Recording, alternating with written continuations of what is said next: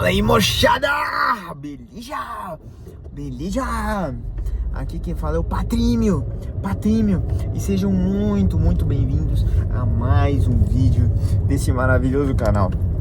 Eu queria primeiramente compartilhar aqui com vocês o quanto que eu tô feliz de estar aqui conversando com você hoje, certo? Queria dizer isso, cara. Queria dizer que eu tô muito feliz da gente estar nesse espaço de cognição compartilhada, da gente estar vivendo essa mesma experiência de vida aqui, cara.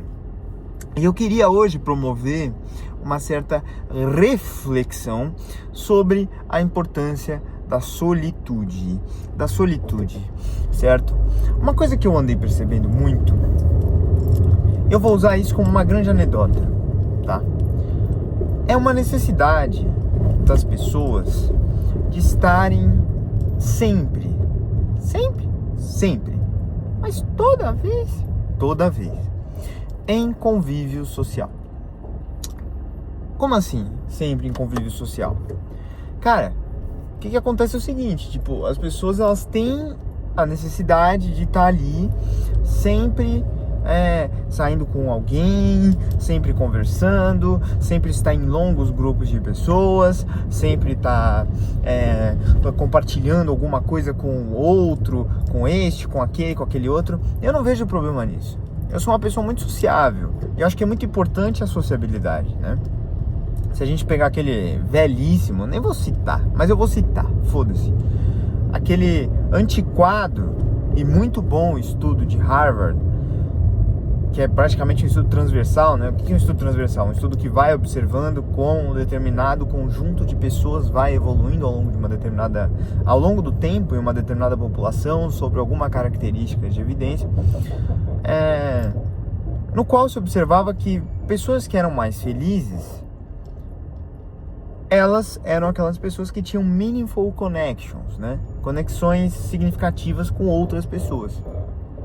Então, muito mais importante do que dinheiro, muito mais importante do que um sucesso profissional, muito mais importante até mesmo do que um sucesso pessoal, a pessoa que teve realmente a sensação de bem-estar subjetivo, né, para não usar o termo felicidade, porque não dá pra gente metrificar esse conceito abstrato chamado felicidade, mas a pessoa que tem o bem-estar subjetivo, as pessoas que tinham nesse estudo um bem-estar subjetivo maior, eram justamente aquelas que tinham meaningful connections.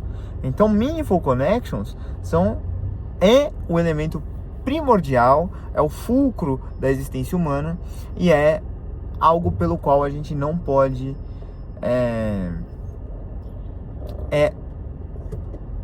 que a gente não pode se largar, né? É isso que eu tava querendo dizer. Legal?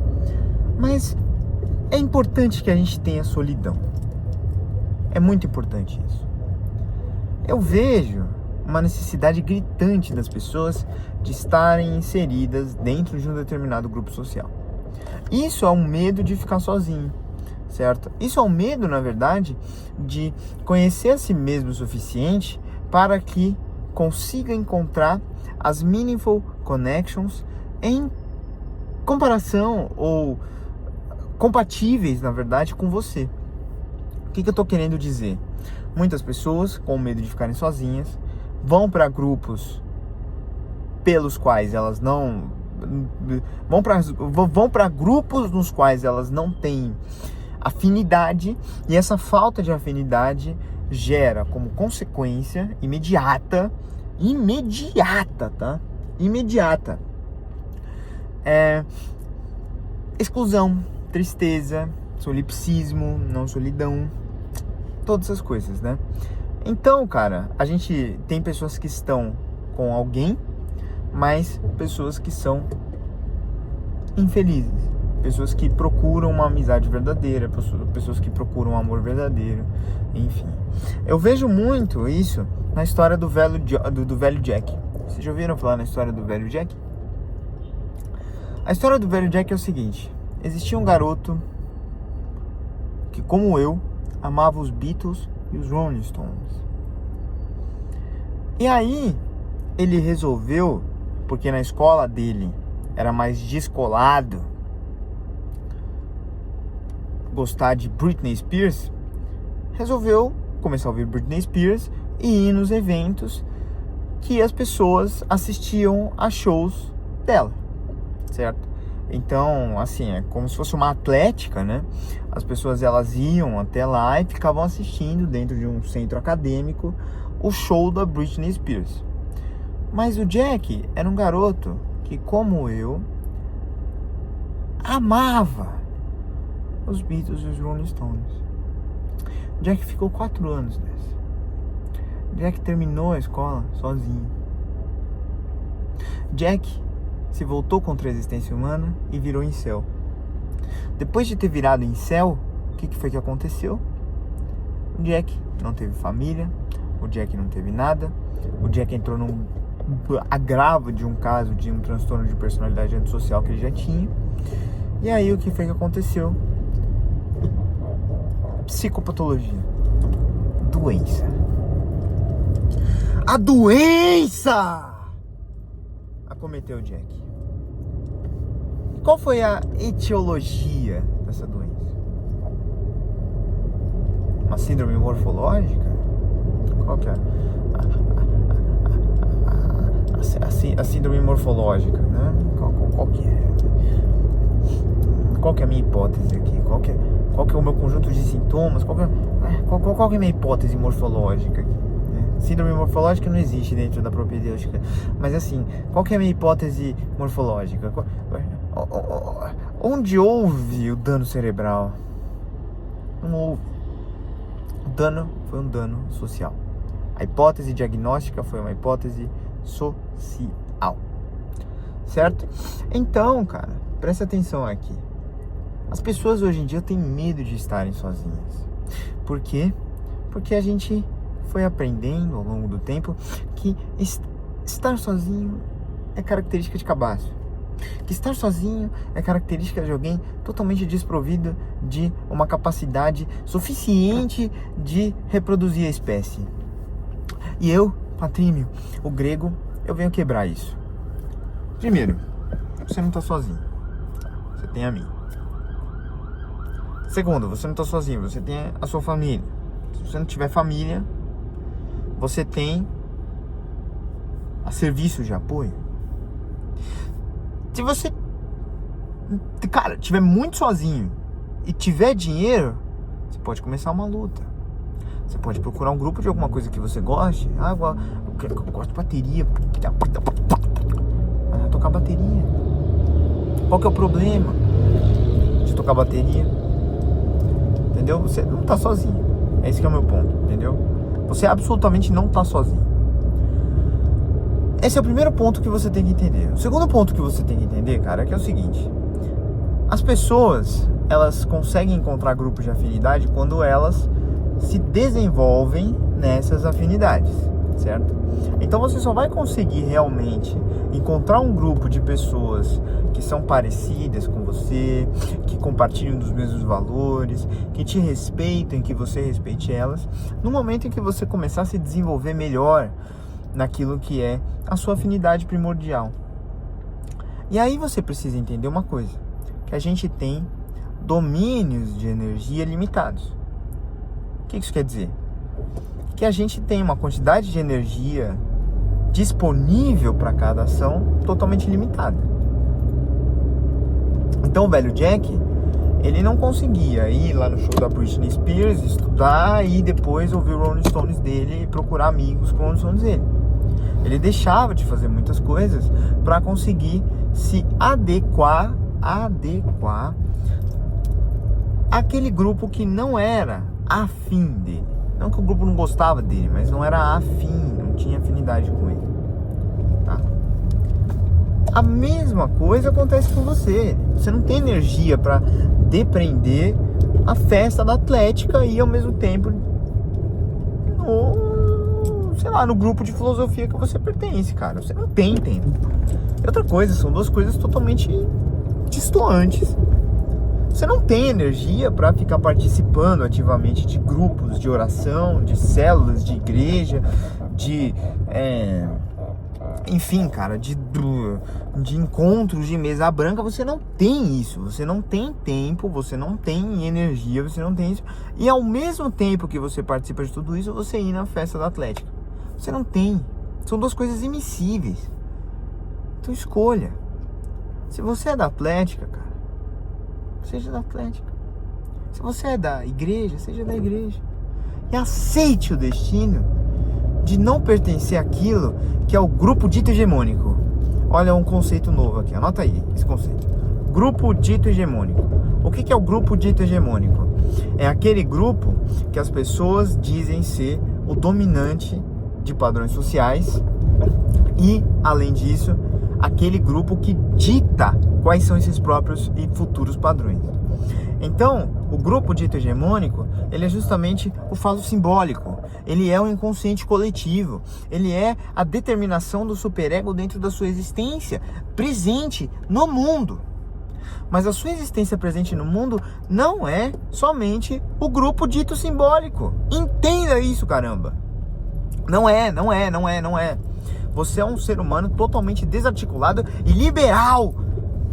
E totalmente afastado daquilo que é o grupo dito simbólico. Então você não precisa, meu amigo, você não precisa, minha amiga, estar junto com a porra do grupo dito simbólico, porque ele é só uma merda de uma unidade artificial que nada dita na sua vida, além de como você deve operar, e como você deve operar com base no critério de um líder que é totalmente dominante e psicopata. Então, meu amigo, então, minha amiga, você tem que fugir do grupo dito simbólico. Chega disso aí, cara. Você tem que fugir do grupo dito simbólico. E como é que você faz pra fugir do grupo simbólico? Do grupo dito simbólico? Cara, eu acho que você precisa de um tempo sozinho. Você precisa ter a coragem, que muito poucas pessoas têm, de encarar um almoço sozinho. De colocar um fone, abrir uma coisa que você gosta, sozinho, quando todos os seus amigos estão indo lá almoçar, não sei o que lá, você vai lá sozinho e você come, e você reflete, e você elabora, e você desenvolve, você entra dentro daquilo que muitos chamam de princípio de neocatarse, de um relaxamento absoluto, de uma conexão profunda com o seu eu. E aí, à medida que você vai colocando aquela colher a mais de feijão na sua boquinha, o que você vai percebendo é o seguinte, que o grupo dito simbólico, ele é uma idiotice, e que você é dono do seu próprio caminho, e que se as pessoas não quiserem ficar com você, pau no cu delas, porque você tem uma coisa que é muito melhor do que tudo isso, que é a colherzinha cheia de feijão, o seu celularzinho e a sua individualidade.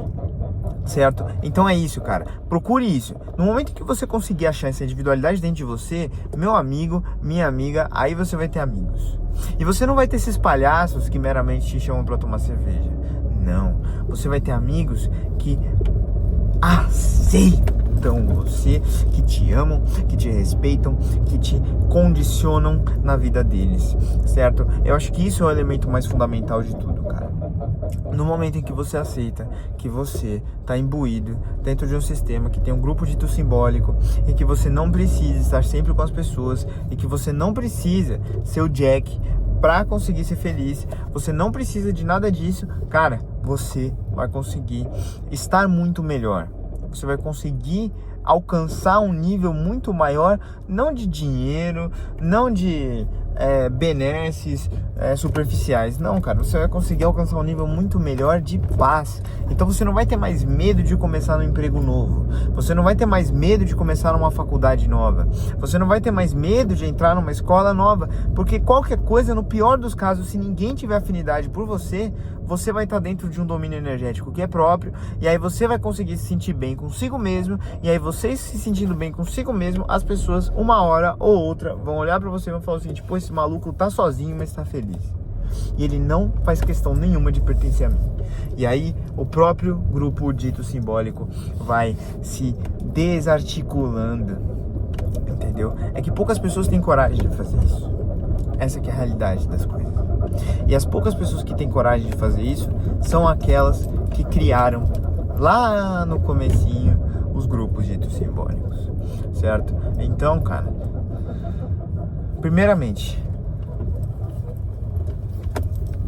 Não abdique da sociabilidade, não abdique da comunidade, não abdique da coletividade, porque já diria Aristóteles, os seres humanos são animais gregários. Isso é uma característica nossa. Isso é o que faz da gente seres humanos, sermos animais políticos, seres animais capazes de agir em sociedade, de prezarem pelo bem comum, pela civilidade e pela boa amizade entre cada um de nós dentro dessa esfera pessoal.